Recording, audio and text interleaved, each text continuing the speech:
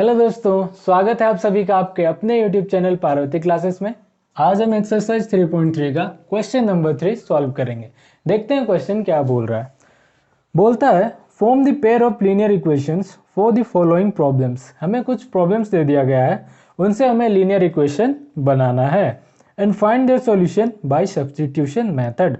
उसके बाद linear equations को सॉल्व करना है सब्स्टिट्यूशन मेथड से। देखते हैं पहला क्वेश्चन क्या बोल रहा है। The difference between two numbers is 26। दो नंबर्स है जिनके बीच का डिफरेंस है 26 and one number is 3 times the other, और एक नंबर दूसरे नंबर से 3 टाइम्स बड़ा है।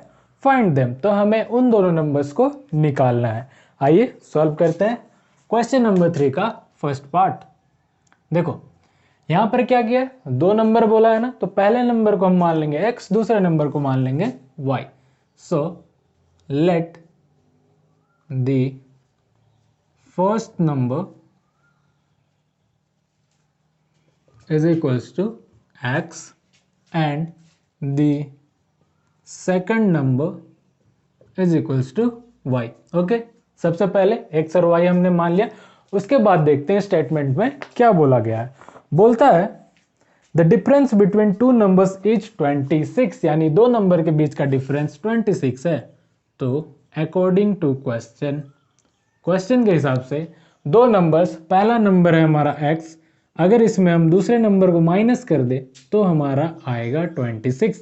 बोला है ना दोनों के बीच का डिफरेंस 26 है, तो इसे हम मान लेंगे इक्वेशन 1। उसके बाद देखो अगेन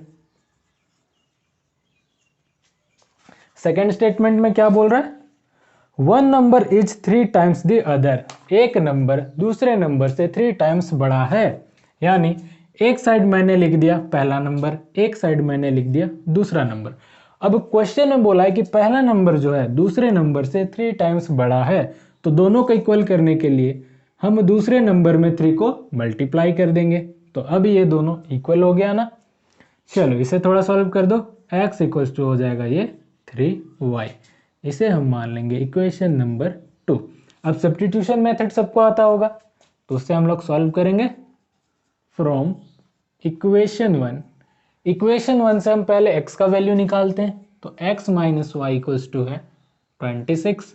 यहाँ से x का वैल्यू निकालो, y को इधर ले आओ तो ये हो जाएगा 26 प्लस y।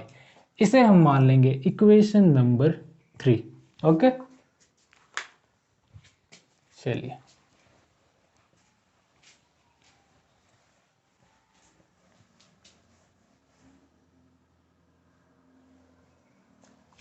अब क्या करना है, इक्वेशन नंबर 3 को पुट कर देना है इक्वेशन नंबर 2 में।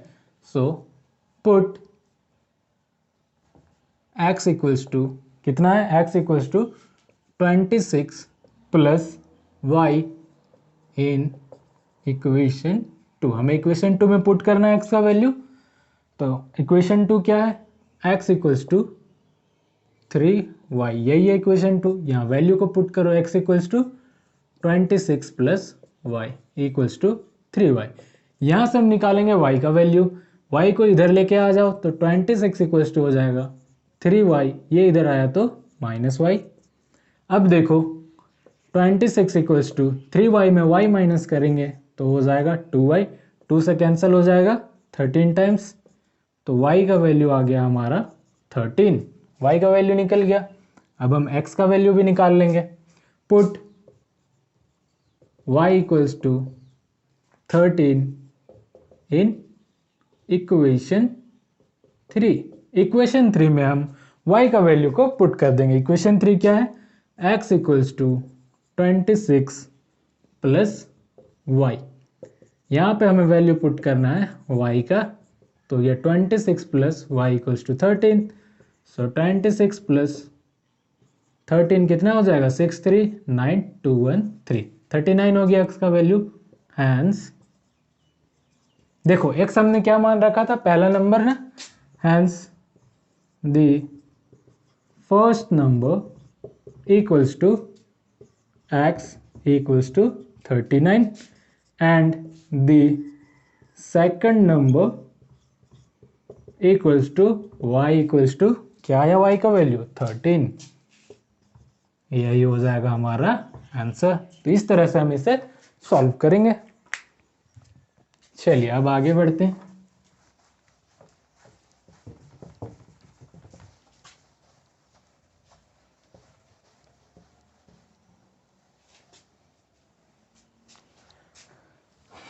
अब आते हैं दूसरा पार्ट में। देखो दूसरा नंबर क्या बोल रहा है। बोलता है the larger of to supplementary angles exceeds the smaller by 18 degrees, find them. देखो दो सप्लीमेंट्री एंगल है, या फिर बोलो ठीक है, दो सप्लीमेंट्री एंगल है, exceed the smaller by 18 degrees, और बड़ा वाला छोटे वाला से 18 डिग्रीज ज़्यादा है, फाइंड देम। हमें दोनों एंगल को निकालना है। देखो पहले तो सप्लीमेंट्री एंगल क्या होता है वो जान लो। सप्लीमेंट्री एंगल्स, अगर दो एंगल को हम सम करते हैं और हमारा 180 आता है तो उसे हम बोलते हैं सप्लीमेंट्री एंगल्स। यानी suppose angle A plus angle B को हम ऐड कर दें और हमारा आ जाए 180 डिग्री, तो हम इन दोनों एंगल को बोलेंगे सप्लीमेंट्री एंगल्स। तो एंगल ए को हम मान लेंगे अभी x, और एंगल बी को हम मान लेंगे y। उसके बाद हम इसे सॉल्व करेंगे। ओके चलिए अब सॉल्व करते हैं।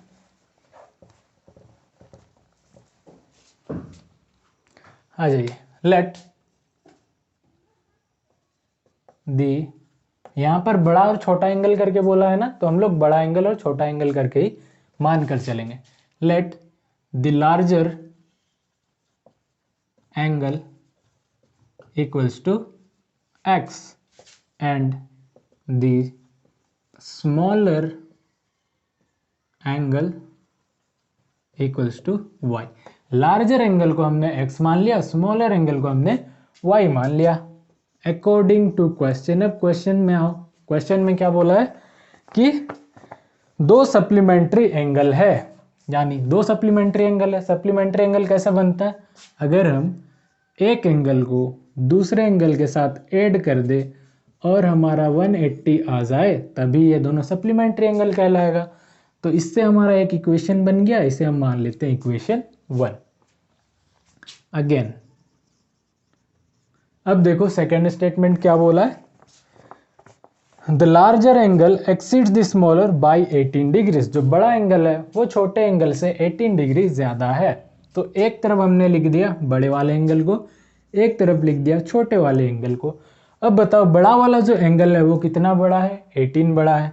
तो छोटे वाले एंगल में हम 18 को ऐड कर देंगे। अब दोनों एंगल हो गया इक्वल। इसे मान लेते हैं इक्वेशन नंबर 2। ओके चलो इक्वेशन मिल गया। अब सब्स्टिट्यूशन मेथड का यूज करेंगे। So from equation 1 x plus y equals to 180, यहाँ से हम x का वैल्यू निकालेंगे तो x इक्वल्स टू हो जाएगा 180 माइनस ये प्लस का y इधर आएगा तो माइनस का y। इसे हम मान लेंगे इक्वेशन नंबर 3। ठीक है, थोड़ा इंक भर लेता हूँ।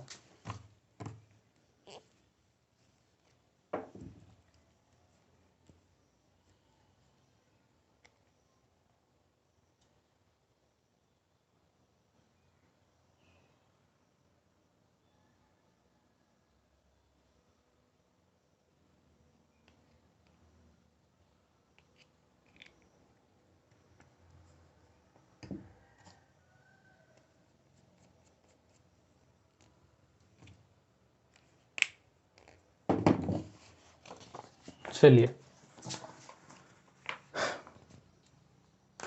अब हम क्या करेंगे, x के वैल्यू को पुट कर देंगे इक्वेशन 2 में। So put x equals to 180 minus y in equation 2। Equation 2 क्या है भैया, चलिए इसे ऊपर सॉल्व करते हैं।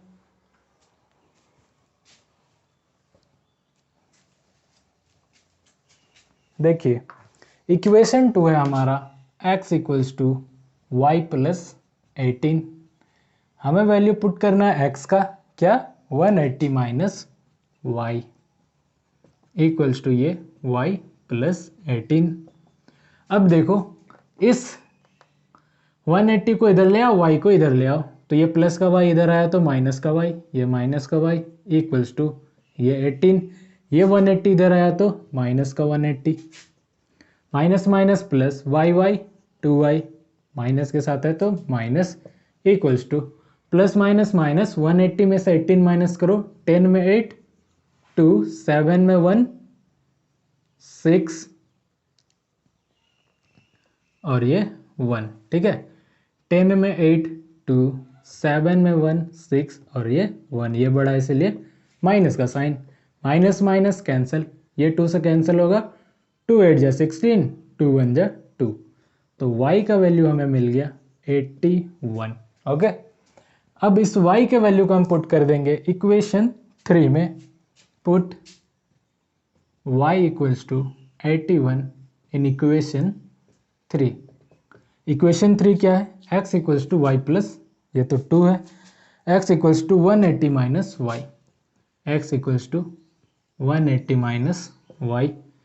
यहाँ पे हमें वैल्यू पुट करना है y का, कितना 81, 180 में 81 माइनस करो, 10 में 1 9, ये हो गया 7, 17 में 8 9, तो x का वैल्यू आ गया हमारा 99। Hence the larger angle equals to, larger angle हमने क्या माना था, x माना था और x का वैल्यू आया 99 degree, and the smaller angle equals to, क्या माना था, y माना था और y का वैल्यू आ गया 81, सो ये हो गया 81 डिग्री, यही हो गया हमारा आंसर। चलिए अब आगे बढ़ते हैं।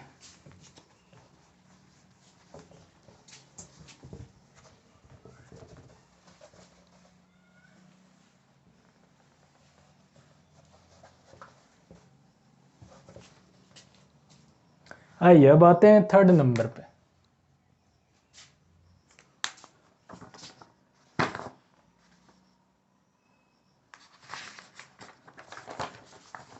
थर्ड पार्ट देखिए, बोले the coach of a cricket team buys 7 bat and 6 balls for rupees 3800।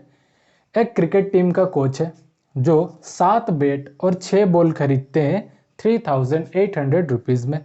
Letter बाद में C buys 3 bats and 5 balls for rupees 1750। बाद में वो फिर से 3 बैट और 5 बॉल खरीदते हैं टोटल 1750 रुपीज में। Find the cost of each bat and each ball. तो हमें एक बैट और एक बॉल का कॉस्ट बताना है, तो जो हमें पूछा जाता है उसी को हम मानकर चलते हैं। यहाँ हमें पूछा है एक बैट और एक बॉल का कॉस्ट बताओ, तो उसे हम एक्स और वाई मानकर चलेंगे। सो let the cost of one bat equals to rupees x and the cost of one ball equals to rupees y। ये हमने कर दिया। उसके बाद अकॉर्डिंग टू क्वेश्चन, देखो क्वेश्चन में पहला स्टेटमेंट क्या बोला है।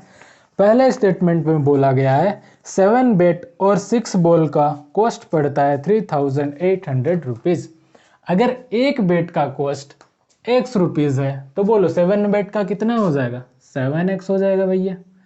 प्लस एक बॉल का कॉस्ट y रुपीज है तो बोलो कितना, 6 बॉल, 6 बॉल का कितना हो जाएगा, 6y हो जाएगा। दोनों को खरीदने में टोटल कितना खर्च हो रहा है, 3800 रुपीज हो रहा है। इसे हम मान लेंगे इक्वेशन 1। ओके, अगेन फिर सेकेंड स्टेटमेंट में देखो, बोला C buys 3 bats and 5 balls for rupees 1750। यानी अब की बार 3 बैट एंड 5 बॉल, एक बैट का प्राइस x तो 3 बैट का प्राइस 3x, प्लस एक बॉल का प्राइस है y तो 5 बॉल का प्राइस हो जाएगा 5y। दोनों को खरीदने में टोटल खर्चा हो रहा है 1750 का, यही खर्च हो रहा है। इसे हम मान लेंगे इक्वेशन 2।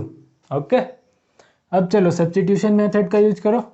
फ्रॉम इक्वेशन 1, क्या है equation 1, 7x plus 6y equals to 3800। यहाँ से हम x का वैल्यू निकालेंगे तो x इक्वल्स टू हो जाएगा, देखो ये 6y को इधर ले आओ तो ये 3800 एज इट इज, प्लस का 6y इधर आया तो माइनस का 6y। उसके बाद ये 7 मल्टीप्लाई में इक्वल के इधर आएगा तो डिवाइड में चला जाएगा। इसे हम मान लेंगे इक्वेशन नंबर 3। ठीक है, चलिए now put x equals to 3800 minus 6y upon 7 in equation, इसमें इक्वेशन 2 में पुट करेंगे।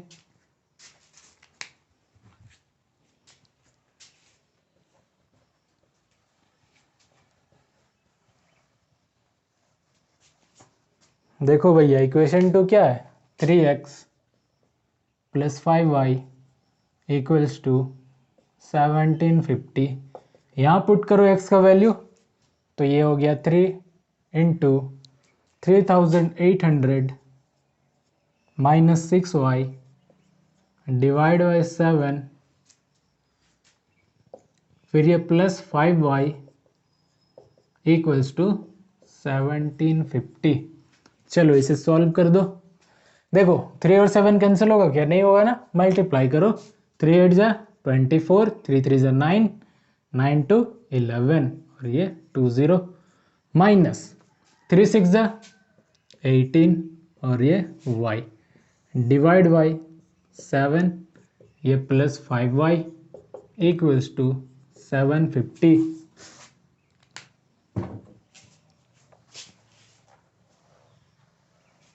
चलो इसे थोड़ा और सिंप्लीफाई करो। कैसे सिंप्लीफाई करेंगे, देखो इसके नीचे कुछ नहीं है मीन्स 1 है ना, दोनों का एलसीएम ले लो, क्या हो जाएगा 7 हो जाएगा। दोनों में कोई कॉमन फैक्टर नहीं है तो डायरेक्ट क्रॉस मल्टीप्लाई करो। 7 1 जो 7 हो गया, क्रॉस मल्टीप्लाई करो तो ये हो जाएगा into 1 11400 minus 18y plus 7 multiply होगा 5y से, 7 5 जा 35 और ये y इक्वल्स टू 750। अब देखो ये डिवाइड में इक्वल के इधर आएगा तो मल्टीप्लाई हो जाएगा 750 से, तो चलो मल्टीप्लाई करो। ये हो जाएगा 11400 minus 18y plus 35y equals to 7 से मल्टीप्लाई करो। 7 5 जा 35, 7 7 जा 49 और 3 हो गया 52, 5 7 1 जा 7, 7 5 12 और ये 0, ये हो जाएगा। चलो अब इसे थोड़ा और सिंप्लीफाई करो। इक्वेशन थर्ड का हमें यूज करना है ना बाद में, मैं साइड में लिख देता हूँ इसे। x equals to 3800 minus 6y upon 7, ये हमारा इक्वेशन 3 है। ठीक है, इसे मैं याद रखने के लिए लिख रहा हूँ।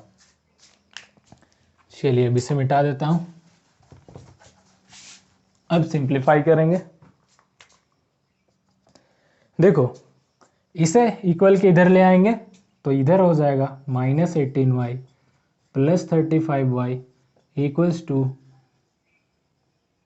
12 250 माइनस ये प्लस में इधर आएगा तो माइनस में 11400। अब सॉल्व करो, देखो माइनस प्लस माइनस, 35 में से 18 माइनस करो, 15 में 8 7, 2 में 1 1 और ये y, दोनों में ये बड़ा है ना प्लस है तो यहाँ हो जाएगा plus equals to plus minus minus, 0 में 0 0, 5 में 0 5, 2 में 4 नहीं होगा, 12 में 4 8, ये हो गया 1 1 1 कैंसिल 1 1 कैंसिल, तो ये हो गया 850। अब ये कैंसिल हो जाएगा, 17 5 जा 85 और ये 0, तो y का वैल्यू हमें मिला 50। ठीक है, अब y का वैल्यू को पुट करेंगे इक्वेशन थर्ड में।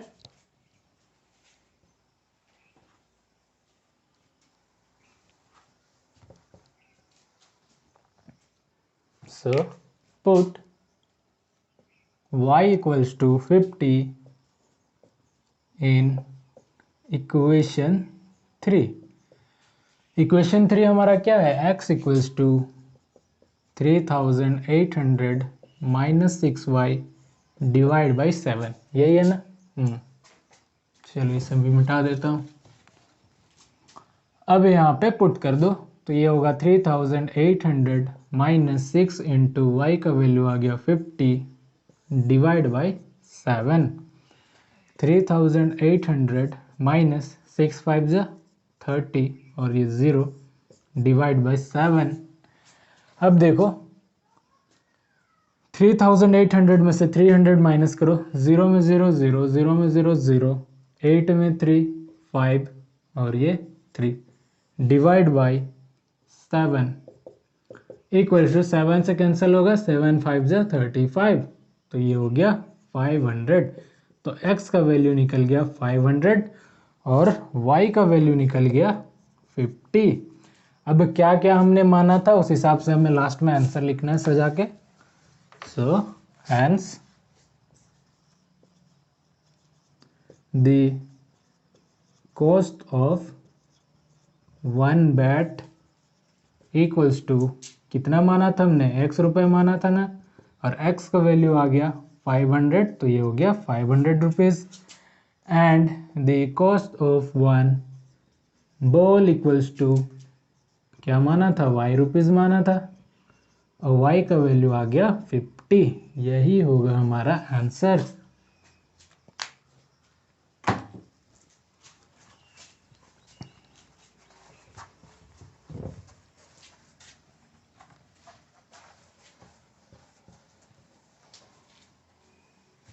चलिए अब देखते हैं fourth part.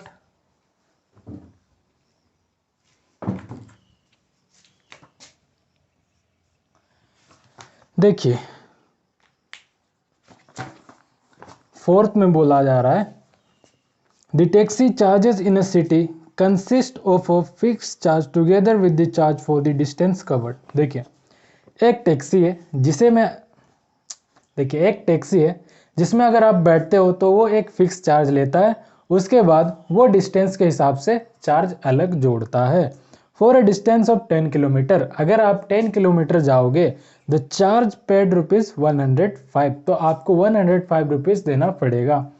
And for a journey of 15 kilometre, अगर आप 15 किलोमीटर जाना चाहोगे तो the charge paid is rupees 155, तो आपको 155 रुपीज़ देना होगा। What are the fix charges and the charge per kilometre, तो हमें बताना है कि टैक्सी का फिक्स चार्ज क्या है और पर किलोमीटर हिसाब से जो चार्ज लेगा वो चार्ज क्या है। How much does a person have to pay for travelling a distance of 25 kilometre. साथ ही हमें यह भी बताना है कि 25 किलोमीटर जाने के लिए हमें कितने रुपए देने पड़ेंगे। तो चलिए इसे हम सॉल्व करते हैं। देखिए हमें निकालने क्या बोला है, हमें निकालने बोला है फिक्स चार्ज, तो फिक्स चार्ज को हम मान लेंगे x। So let the fix charge equals to rupees x and, और क्या निकालने बोला है कि पर किलोमीटर हिसाब से जो वो चार्ज लेगा वो कितना होगा। एंड द, क्या बोला, and the charge for the distance covered, यही है, and charge for the distance covered, यानी जितना डिस्टेंस कवर किया उस हिसाब से जो पैसा लेगा उसे हम मान लेते हैं रुपीज y। ओके चलिए अब इसे सॉल्व करते हैं अकॉर्डिंग टू क्वेश्चन। देखिए पहला स्टेटमेंट में क्या बोला गया है कि टैक्सी का एक फिक्स चार्ज है और 10 किलोमीटर जाने के लिए हमें 105 रुपीज़ देना पड़ता है।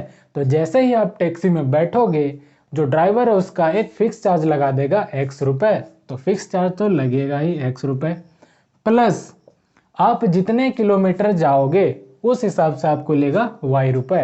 1 किलोमीटर जाते हो तो उसका लेगा y रुपए, या फिर यहाँ पर लिख सकते हो y रुपीज़ पर किलोमीटर। ठीक है, एक y रुपए लेगा 1 किलोमीटर का, तो 1 किलोमीटर का ले रहा है y रुपए और हम क्वेश्चन के हिसाब से कितने किलोमीटर जा रहे हैं, 10 किलोमीटर, तो 10 किलोमीटर का हो जाएगा 10y रुपीज इक्वल्स टू, और जैसे ही हम अपने डेस्टिनेशन में पहुंचते हैं तो ड्राइवर क्या करेगा, दोनों चार्ज को ऐड करेगा, उसके बाद जो पैसा होगा उतना मांगेगा। तो दोनों चार्ज को जब ऐड करता है तो हमें वो मांगता है 105 रुपीज। इसे हम मान लेंगे इक्वेशन 1।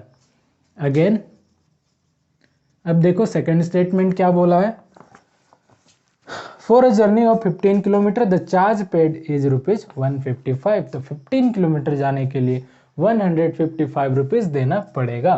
तो जैसा ही टैक्सी में बैठे x रुपए वो लगा दिया, प्लस 15 किलोमीटर जाएंगे तो कितना रुपए होगा, 15y होगा। 1 किलोमीटर का y रुपीज, 15 किलोमीटर का 15y रुपीज इक्वल्स टू, जब हम लोग डेस्टिनेशन में पहुंचते हैं तो दोनों चार्ज को ऐड कर दिया जाता है और वो हो जाता है टोटल 155। यही होता है, ठीक है। इसे हम मान लेंगे इक्वेशन 2। ओके, अब हम लोग लगाएंगे substitution method. So from equation 1 क्या है भैया, x plus 10y equals to 105। यहाँ से x का वैल्यू निकालो तो 105, ये 10y को इधर ले आए तो माइनस, प्लस था इधर, इधर हो जाएगा माइनस का 10y। इसे हम मान लेंगे इक्वेशन 3। ठीक है, चलिए अब x का वैल्यू हम पुट करेंगे इक्वेशन 2 में। Put x equals to 105 minus 10y in equation 2। Equation 2 क्या है, x प्लस, ऊपर ही लिखता हूं इसे,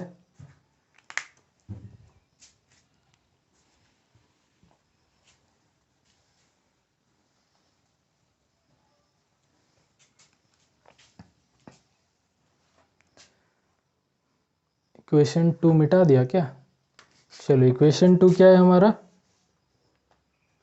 x plus 15y equals to 155। यही हमारा इक्वेशन 2 है।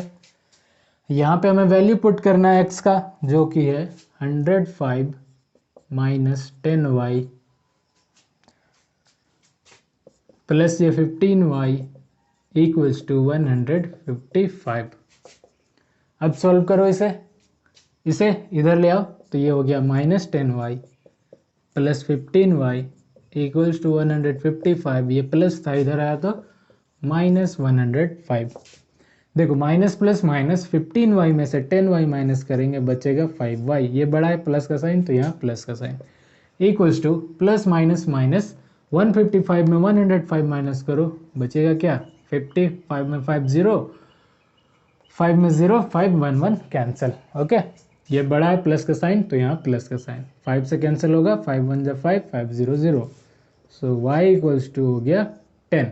अब इसे हम पुट कर देंगे, put y equals to 10 in equation 3। Equation 3 क्या है हमारा, यही है, यहीं पे पुट कर देता हूँ। पुट कर दो यहाँ 105 माइनस 10 इंटू 10,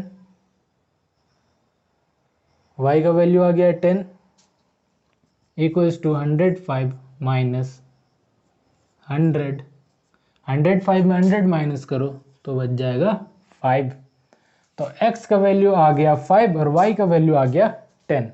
अब बताओ x हमने क्या माना था, x हमने माना था fixed charge, hence the fixed charge equals to x rupees मान लिया था, और x का वैल्यू कितना आ गया 5 रुपीज, एंड द चार्ज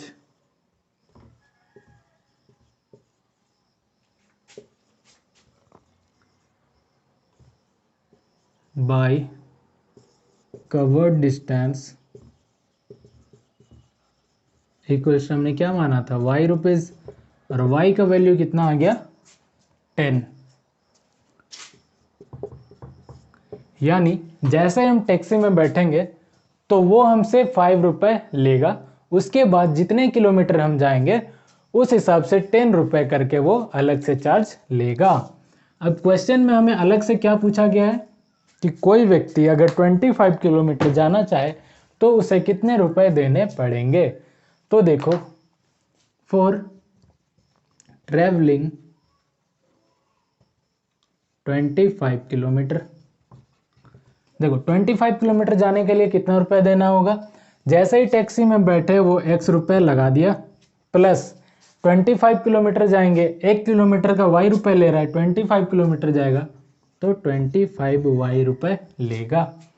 उसके बाद दोनों को जोड़ देगा, वैल्यू पुट करो, x का वैल्यू क्या आ गया 5 आ गया, प्लस 25 इंटू वाई का वैल्यू आया 10, तो ये हो गया 5 प्लस 250, दोनों को ऐड कर दिया तो हो गया 250, यही हो जाएगा आंसर। यानी 25 किलोमीटर अगर हमें जाना होगा तो वो हमसे 250 रुपीज़ लेगा, यही इसका आंसर हो जाएगा। चलिए थोड़ा सा इंक भी भर लिया जाए।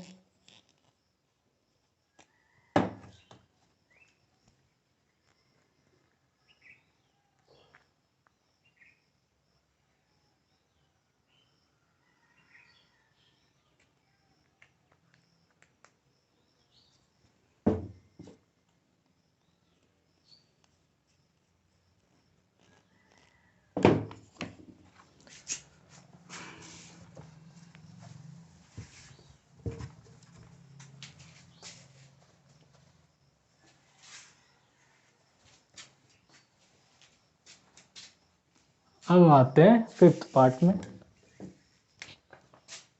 देखिए फिफ्थ में क्या बोल रहा है,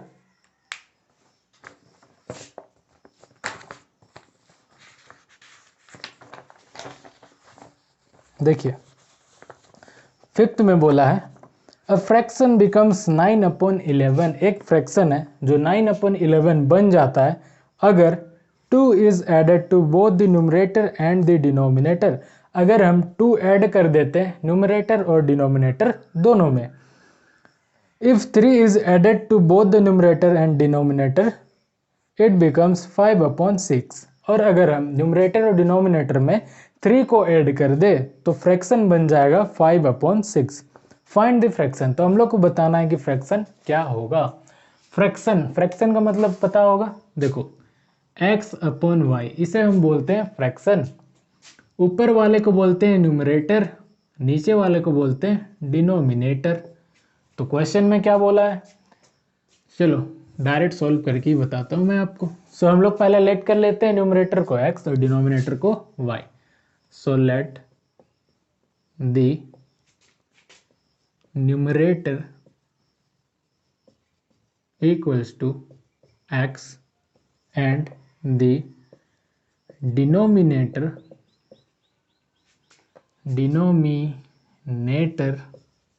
equals to y। ठीक है, अब अकॉर्डिंग टू क्वेश्चन, देखो क्वेश्चन के हिसाब से क्या बोला गया है, अगर हम न्यूमरेटर और डिनोमिनेटर, पहले तो देखो फ्रैक्शन क्या हो जाएगा x/y हो जाएगा ना। फिर बोला है क्वेश्चन में अगर न्यूमरेटर और डिनोमिनेटर दोनों में हम 2 को ऐड कर दे, दोनों में 2 ऐड कर दे तो हमारा जो फ्रैक्शन है वो बन जाएगा 9/11, यही बोला है। अब इसे हम करेंगे सिंप्लीफाई, तो चलो क्रॉस मल्टीप्लाई करो 11 को इससे 9 को इससे, तो ये हो जाएगा 11x प्लस 11 2 ज़ा 22 equals to 9 into y 9y plus 2 into 9 18। अब 9y को इधर लेके आएंगे, 11x minus 9y equals to 18, ये प्लस का 22 इधर आया तो माइनस का 22, 11x minus 9y equals to plus minus minus 12 में 8 4 1 1 कैंसिल, ये बड़ा इसलिए माइनस का साइन, इसे हम मान लेंगे इक्वेशन 1। अगेन अब देखो सेकंड स्टेटमेंट में क्या बोला है, बोलता है अगर 3 ऐड कर दिया जाए न्यूमरेटर और डिनोमिनेटर में तो फ्रैक्शन बन जाएगा 5/6। अब की बार हमें फ्रैक्शन में ऐड करना है 3, न्यूमरेटर दोनों में, न्यूमरेटर और डिनोमिनेटर में। तो फ्रैक्शन बनेगा हमारा 5/6, यही बोला है। इसे भी सिंप्लीफाई करो, क्रॉस मल्टीप्लाई करो। देखो 6 into x 6x plus 6 into 3 18 equals to y into 5 5y plus 3 into 5 15। अब सॉल्व करो, 6x minus 5y equals to ये 15 प्लस का 18 इधर आया तो माइनस का 18। ये हो जाएगा 6x minus 5y equals to plus minus minus 18 में से 15 गया बचा 3, ये बड़ा इसलिए माइनस का साइन। इसे मान लेंगे इक्वेशन 2। अब सब्स्टिट्यूशन मेथड का यूज करो। फ्रॉम इक्वेशन 1, इक्वेशन 1 क्या है देखो, ये है 11x minus 9y, 11x minus 9y equals to -4, यही है। यहाँ से हमें x का वैल्यू निकालना है, तो x इक्वल्स टू क्या हो जाएगा, देखो पहले तो ये -4 एज इट इज़, ये -9y को इधर लेके आएंगे तो +9y होगा। ये 11 मल्टीप्लाई में इक्वल के इधर आएगा तो डिवाइड में हो जाएगा। इसे मान लो इक्वेशन 3। अब पुट करो, put x equals to -4 plus 9y divide by 11 in equation 2। Equation 2 में पुट कर देंगे। इक्वेशन 2 है 6x minus 5y equals to -3। Value put करो, ये हो जाएगा 6 into -4 plus 9y divide by 11, ये -5y इक्वल्स टू -3। अब इसे सॉल्व करते हैं।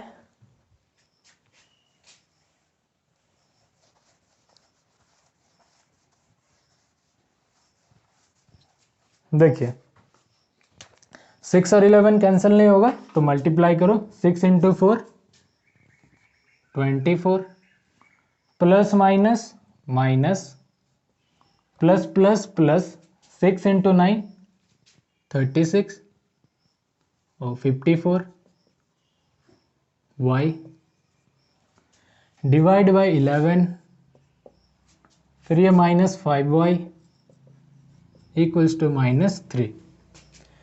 अब और सिंप्लीफाई करो, इसके नीचे कुछ नहीं है, मीन्स 1 है। देखो डिनोमिनेटर में कोई भी कॉमन फैक्टर नहीं है तो इसका एलसीएम क्या हो जाएगा, 11 1 जा 11 और हम कर देंगे क्रॉस मल्टीप्लाई, तो 1 इंटू दिस यही हो जाएगा 24 plus 54y minus 11 into 5 55y equals to -3। अब देखो ये 11 डिवाइड में इक्वल के इधर आएगा तो 3 के साथ मल्टीप्लाई होगा, तो -24 plus 54y minus 55y equals to plus minus minus 11 3 जा 33। चलो अब इस 24 को इधर ले आओ, तो 54y minus 55y equals to -33, ये माइनस का 24 इधर आया तो प्लस का 24। अब प्लस माइनस माइनस 55y में 54y माइनस करो तो बचेगा y, ये बड़ा इसलिए माइनस का साइन। अब देखो माइनस प्लस माइनस 33 में 24, 13 में 4 9, 2 में 2 कैंसिल, ये बड़ा इसलिए माइनस का साइन, तो माइनस माइनस कैंसिल।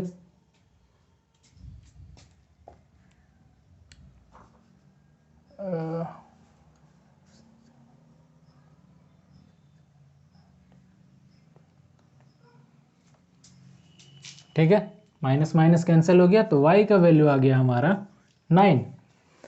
अब पुट कर दो, put y equals to 9 in equation 3। Equation 3 में पुट करेंगे। इक्वेशन 3 हमारा क्या है, x equals to -4 plus 9y divide by 11, यही है। यहाँ पे वैल्यू को पुट करो, ऊपर लिखता हूँ मैं।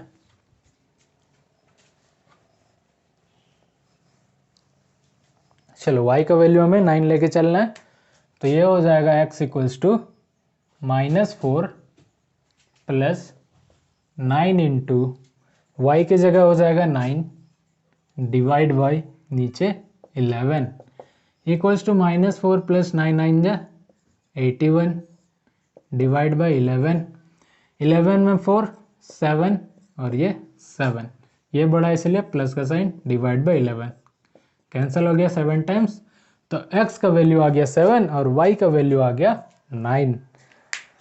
अब हमें फ्रैक्शन बताना है कि वो फ्रैक्शन क्या होगा।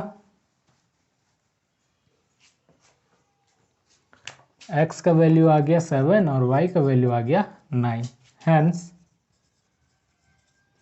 The fraction is equals to क्या हो जाएगा, x upon y equals to x का वैल्यू आया 7 डिवाइड बाई y का वैल्यू आया 9, यही हो जाएगा हमारा आंसर।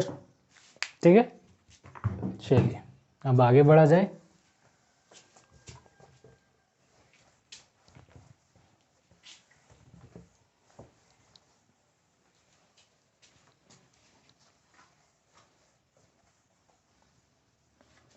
सिक्स्थ पार्ट में आते हैं।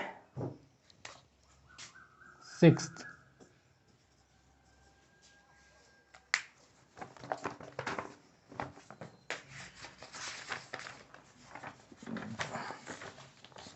देखिए सिक्स्थ पार्ट बोल रहा है 5 years hence the age of Jacob will be 3 times that of his son। 5 साल बाद जेकब का एज उसके बेटे के एज का 3 टाइम्स होगा। 5 years ago 5 साल पहले Jacob's age was 7 times that of his son. Jacob का एज उसके बेटे के एज का 7 टाइम्स था। What are their present age, तो हमें बताना है उनका प्रेजेंट एज क्या होगा। तो जब भी एज वाला क्वेश्चन आता है तो हम प्रेजेंट एज को ही एक्स और वाई मानकर चलते हैं। So let the present age of Jacob equals to क्या हो जाएगा बोलो, x years and the present age of his son equals to हो जाएगा y years।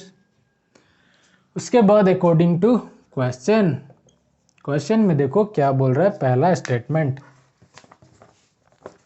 देखो, क्वेश्चन में बोला है कि 5 साल बाद जेकब का एज उसके बेटे के एज का 3 टाइम्स था। तो बात यहाँ 5 साल पहले का कर रहा है, तो पहले आप लोग 5 साल पहले जेकब और उसके बेटे का एज क्या होगा वो निकाल लो, इससे हमारा क्वेश्चन इजी हो जाएगा। सो 5 इयर्स एगो नहीं, 5 साल बाद बोला है ना, आफ्टर 5 इयर्स, आफ्टर 5 इयर्स। बोलो भैया जेकब का एज क्या हो जाएगा, एज ऑफ जेकब का एज हो जाएगा, उसका प्रेजेंट एज है x। ठीक है, प्रेजेंट एज x है, 5 साल बाद यानी 5 ऐड कर देंगे तो उसका 5 साल बाद का एज निकल जाएगा। हिज एज ऑफ हिज सन, उसके बेटे का एज क्या होगा, प्रेजेंट एज है y, 5 साल बाद यानी 5 ऐड कर देंगे तो 5 साल बाद का एज निकल जाएगा। अब देखो क्वेश्चन में दोनों एज के बीच का रिलेशन क्या है। रिलेशन में बोला गया है कि जेकब का एज 3 टाइम्स बड़ा है उसके बेटे के एज का। 3 टाइम्स बोला है ना, हाँ 3 टाइम्स बोला है। तो एक तरफ हम लिख देंगे जेकब का एज जो कि है x+5, एक तरफ लिखेंगे उसके बेटे का एज y+5। दोनों में जेकब का एज बड़ा है 3 टाइम्स, तो हम मल्टीप्लाई करेंगे उसके बेटे के एज में 3।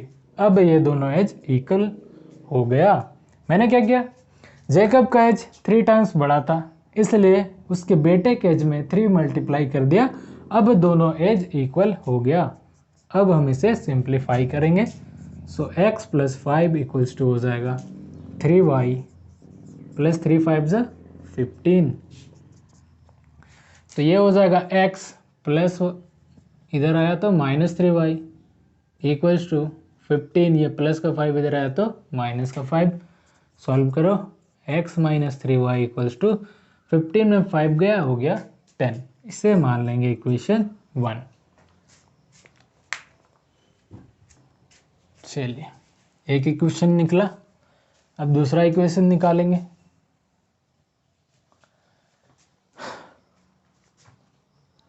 अब देखिए दूसरा स्टेटमेंट में क्या बोला है कि 5 years ago, यानी 5 साल पहले, तो 5 साल पहले का एज निकालो। 5 years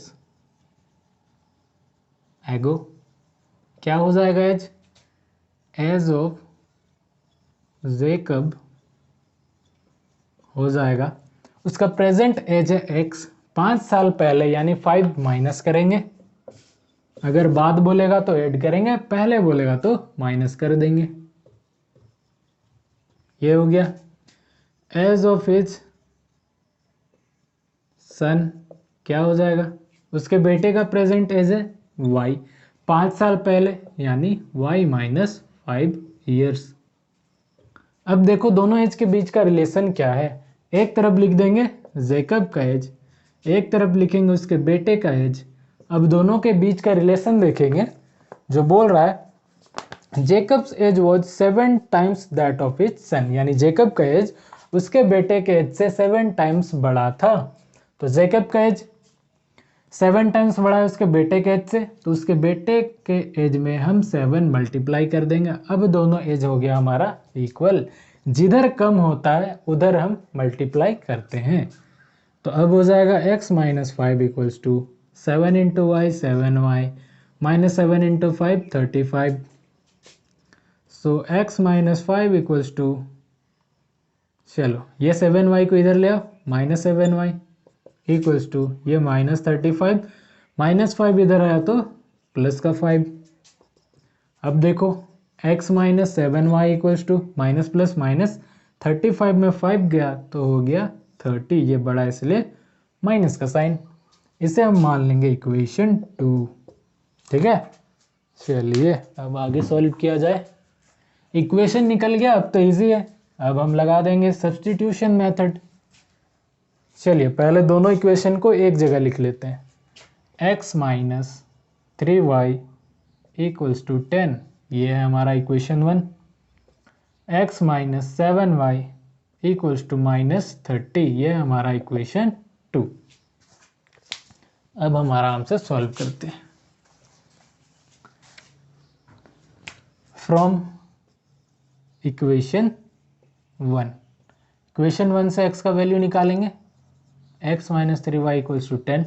यहाँ से x का वैल्यू निकालो तो ये हो गया 10, माइनस 3y इधर आया तो प्लस का 3y। से मान लेंगे equation number 3। Now put x equals to 10 plus 3y in equation 2। Equation 2 क्या है, x minus 7y equals to minus 30। Put कर दो वैल्यू, x के जगह 10 प्लस 3y, फिर ये माइनस 7y,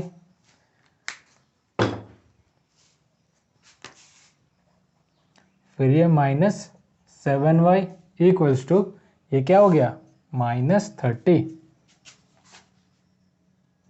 चलो सॉल्व करो, ये 10 को उधर ले आओ तो 3y minus 7y equals to minus 30, ये प्लस है इधर आएगा तो माइनस का 10 हो जाएगा। अब देखो प्लस माइनस माइनस 7y में 3y माइनस करो हो जाएगा 4y, ये बड़ा है इसलिए माइनस का sign, equals to minus minus plus 30 plus 10 40, 30 बड़ा है तो माइनस का साइन, माइनस माइनस कैंसिल, 4 से 40 कैंसिल हो गया 10 टाइम्स, तो y का वैल्यू हमें मिला 10। अब y के वैल्यू को हम पुट कर देंगे, put y equal to 10 in equation third. Equation third क्या है भैया, x equals to 10 plus 3y, x equals to 10 plus 3y, यही है। चलो पुट कर दो, 10 प्लस 3 इंटू वाई क्या हो जाएगा y 10, तो ये हो गया 10 प्लस 30, 30 + 10 हो गया 40। x का वैल्यू आ गया 40, y का वैल्यू आ गया 10। अब लिख दो hence the present age of Jacob is equals to कितना 40 years and the present age of his son is equals to कितना आ गया 10 ईयर्स। यही हो जाएगा आंसर। इसे आप लोग को साफ सुथरा लिखना है। तो उम्मीद करता हूं आपको यही लास्ट था ना, यही लास्ट था। तो उम्मीद करता हूं आपको ये सारी चीज़ें अच्छे समझ में आ गई होंगी। अगर कहीं पर भी डाउट है तो नीचे कमेंट बॉक्स में कमेंट करके मुझसे पूछे। मैं कोशिश करूंगा कि कमेंट बॉक्स में ही आपका सारा डाउट क्लियर कर दूं। इसका नोट्स आपको मिलेगा मेरे टेलीग्राम चैनल पर, उसका लिंक मैं इस वीडियो के डिस्क्रिप्शन में दे दूंगा। तो आप डिस्क्रिप्शन में जाके मेरे टेलीग्राम चैनल को ज्वाइन कर सकते हो और घर बैठे अपने नोट्स बना सकते हो। अगर वीडियो पसंद आया हो तो वीडियो को लाइक करें, अपने दोस्तों के साथ शेयर करें ताकि मेरा चैनल भी ग्रो हो जाए, वीडियोज़ में व्यूज़ आने लगे। तो फिर मिलेंगे हम एक नए वीडियो में नए क्वेश्चंस के साथ। तब तक के लिए बाय बाय, टेक केयर।